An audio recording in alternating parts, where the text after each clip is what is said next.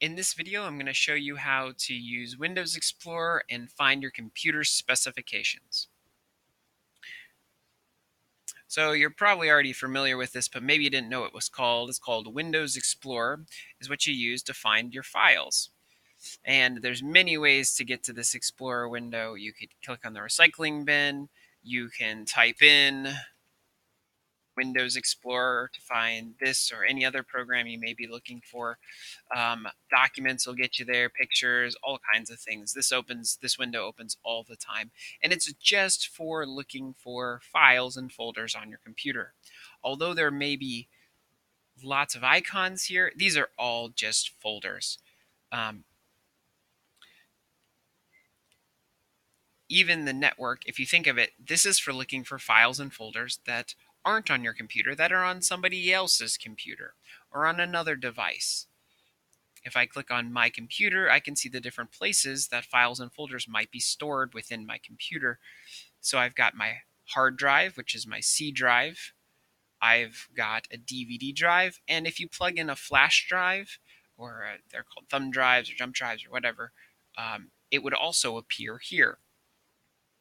So before we go into this, let's right-click on my computer and then go to Properties. Here we can see our computer properties or specifications. So we are running, there's 4 pieces of information that are important here. The first 2 are for when you're installing a piece of software that you get off the internet, you found something a helpful tool that you want to use. You need to find the one that works with your version of Windows. So here we've got Windows version 7 Enterprise. The other thing that you want to look for is what type of system type do you have. A 64-bit operating system is what we have. The other type is a 32 or 86. This can run those types of programs as well. The 64 is better and more modern than the 32/86 version.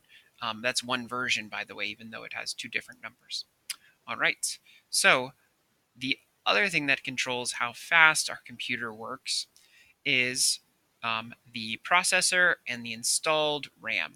So the processor is the heart of the computer. Here we can see the type of processor here that we have. We've got an Intel Core i5, and then the specific number, central processing unit, and the speed of it. This is a quad-core processor.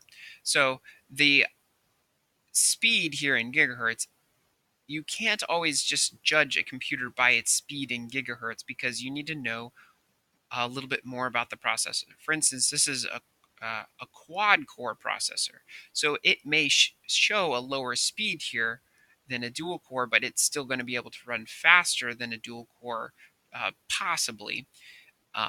So the strength of your processor is both the speed and the number of cores that you have, and you just have to look those up.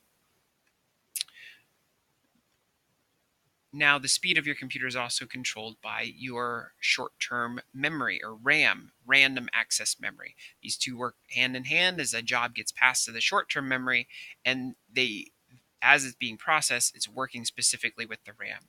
If either of these are too weak or too slow, it's going to slow down your computer, even if the other one is fast. So it's good to have these in balance. Now, however, if you're going to upgrade your computer and you need your computer to run faster, the easiest way to do that is to upgrade the RAM. So buy a computer with a good processor, a fast processor, and a small amount of RAM, and then you can upgrade and buy more RAM yourself later. Now, for my teacher, if I want to grab a screenshot of this and send him an image of it to prove that I've gotten here, I can use the snipping tool. And again, I can type in snipping tool into the search. Okay, I'm going to use the Windows snip, and I'm going to mouse over this window right here, click it once, and I've got it. Now I'm inside the snipping tool. I've got this. I'm going to save it to my desktop, and I'm going to call it computer specs. And then I'm going to replace it. Yes, because I already have that image here from an earlier recording. This is like take 27 of this video. All right, close this. All right, gonna go into now the hard drive here and take a look at this. I got properties on this guy. I can see that we've got used as 102 gigabytes, which is quite a bit for a little office computer like what we're doing. We've got a total of 465 gigabytes free space. So let's go in here and take a look around. Now, here's all the folders and files on my computer. Now, you and I can't get into most of these because we don't have admin rights.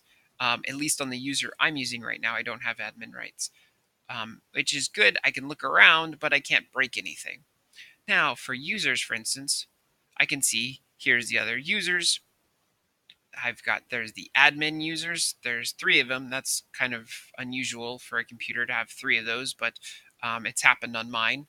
And then I even have 2 users on my computer, an older one and then the new one that I'm working on right now.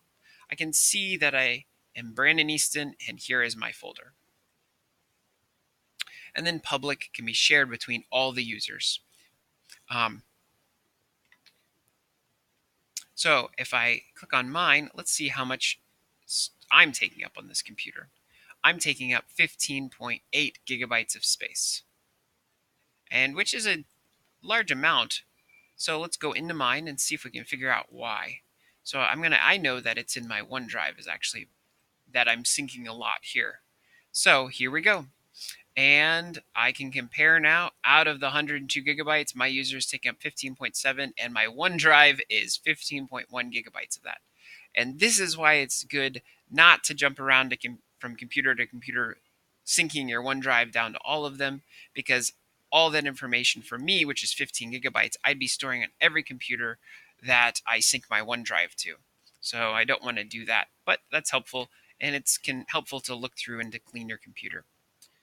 All right, I'm going to grab my snipping tool again, and this time I'm going to pin it to my taskbar, and I'm going to change it. Instead of doing window snip, I'm going to do a rectangular snip. Here we go. I'm going to grab all 3 of these, save them, and then attach it to an email. So folder size, hit save, and we're good. All right, all done.